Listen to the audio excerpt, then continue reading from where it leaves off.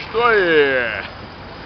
Estamos aqui em frente ao Copacabana Palace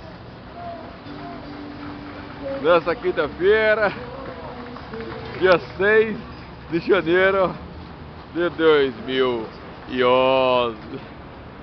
O homem aí tá com saudade do cachorro dele, que deixou em casa, e eu tô aqui.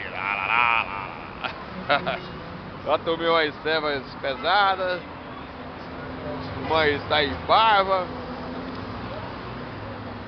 Estamos aqui no calçadão de Copacabana, no Rio de Janeiro. Olha o homem aí, preocupado com o cachorro dele. Pode ser?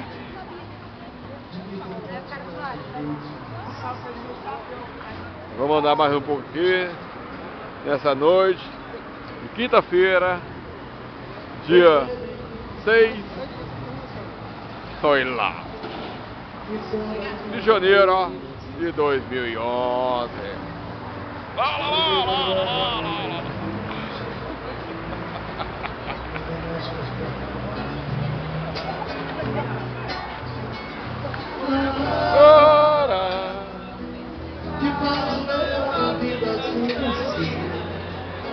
Pode ser?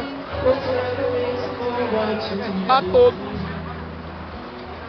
obrigado e até a próxima oportunidade. Valeu! Copacabana Palace Hotel e toda a avenida aqui na cidade do Rio de Janeiro. Tchau!